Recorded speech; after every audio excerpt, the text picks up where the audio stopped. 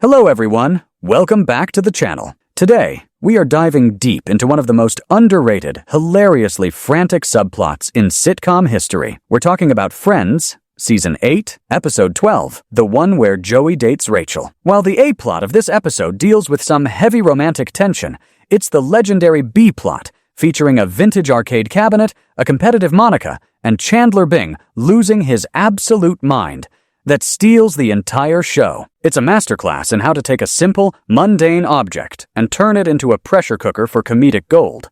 Let's break down this scene step by step to see exactly why it works so incredibly well.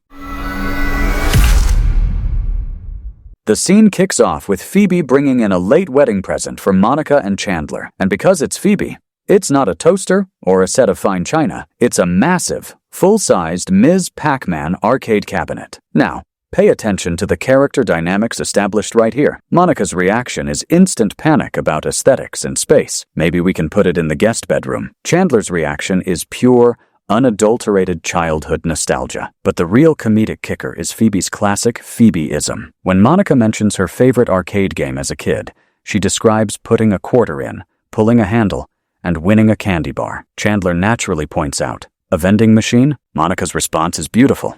"Don't feel bad for me. I won every time." This is classic Friends writing, validating a character's eccentric childhood while setting up the lighthearted tone before the chaos begins. Fast forward a bit, and the addictive nature of arcade gaming takes over. Chandler skips work, stays home for 8 hours straight, and completely hyperfixes on beating Phoebe's high scores. And this introduces one of the best physical gags of Season 8, the claw. Matthew Perry's physical comedy here is unmatched. His hand is literally frozen into a permanent joystick-gripping claw. But the real conflict arises when Monica looks at the leaderboard.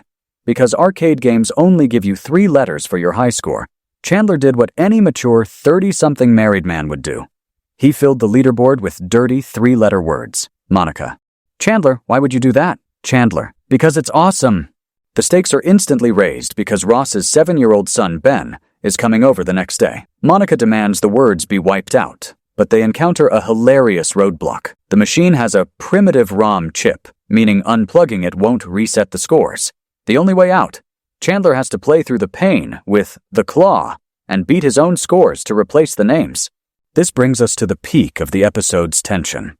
Phoebe walks back in, notices the leaderboard, and reads the dirty words out loud, completely oblivious, assuming they are just the names of Chandler's unfortunate friends. At this point, the clock is ticking. Ben is on his way up. Chandler's hand is completely useless. So who takes over the joystick? Phoebe. What makes this transition so brilliant is how it flips the script. Phoebe went from being the casual gift giver to a swearing, sweating elite gamer fighting against the clock. The writers brilliantly use the high-intensity nature of Ms. Pac-Man, a game where ghosts are constantly chasing you, to mirror the real-world panic of the characters. And now, we reach the absolute climax of the bit. It's pure chaos in the apartment. Monica and Chandler are hovering over Phoebe like frantic esports coaches. The audio design here is perfect. The frantic bleeps and bloops of the arcade machine mix with their screaming.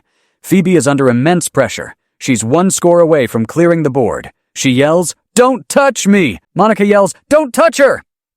And then, the tragic sound of Ms. Pac-Man dying. Phoebe lets out a massive, improvised curse word that gets heavily bleeped out, ending with the legendary line, "You son of a Phoebe!" And in perfect sitcom timing, the door opens right at that exact second. Little 7-year-old Ben walks in. The sudden drop from high-decibel screaming to a terrified, sweet, "Oh, hi, Ben, now don't look at the machine," is textbook comedic timing. What makes this specific Friends scene stand the test of time is that it relies entirely on the organic chemistry of the cast. There are no fancy sets or crazy special effects, just 3 actors, a wooden box with a screen, and flawless execution of escalating tension. It perfectly captures that universal, frustrating gaming experience we've all had, wrapped up in the classic comfort of the Central Perk crew. So, what did you think of this episode? Would you have kept the Ms. Pac-Man machine in the living room? Let me know in the comments below. Don't forget to smash that like button, subscribe for more classic sitcom breakdowns, and I'll see you in the next video.